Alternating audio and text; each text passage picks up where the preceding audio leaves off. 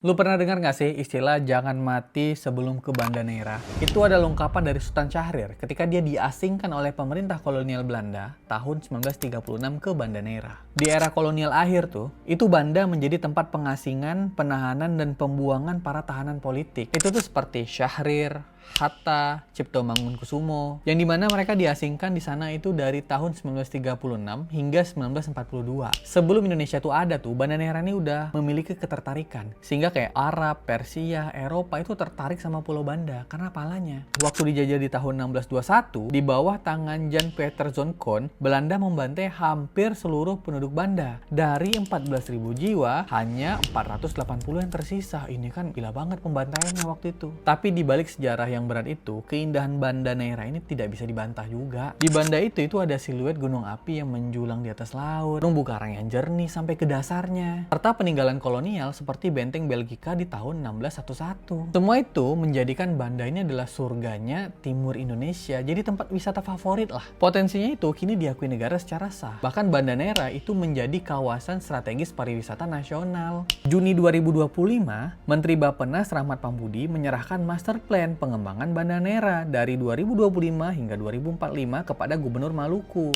Itu tuh mencakup infrastruktur, energi, pelestarian budaya, hingga pengolahan lingkungan. Nah, Banda Neira ini diharapkan juga bisa meningkatkan PDB dan menjadi katalisnya Indonesia juga di wilayah timur. Tapi ini setelah gua baca-baca ada ironinya juga, itu adalah sampah. Nah, Banda Neira ini luasnya hanya 3 km dan penduduknya itu ada sekitar 8 ribuan. Tapi penghasilan sampah satu hari itu bisa 500 kiloan lebih. Dari 196 ton sampah per tahun, 141 itu tercemar ke lingkungan. Itu ke laut, ke pesisir, ke udara. Bahkan tuh TPA satu-satunya itu udah ditutup karena udah kepenuhan itu di 2023. Gak ada tuh TPS yang memadai. Tapi ini jadi tanggung jawab seolah-olah perempuan yang harus bertanggung jawab. Kok bisa bang perempuan yang bertanggung jawab nih? Gua kasih tahu nih. Dalam struktur sosial Banda, urusan menyimpang atau membersihkan, memilah, mengelola sampah rumah tangga itu tanggung jawab hariannya perempuan. Tanpa upah tuh, tanpa pengakuan formal. Wah, ini berat banget. Di Banda juga ada tantangan. Apa? Infrastruktur juga kurang. Ketika nggak ada TPS, tempat pembuangan sampah, nggak ada infrastruktur untuk pengangkutan sampah, ibu-ibu harus bertanggung jawab dan mencari solusi tuh.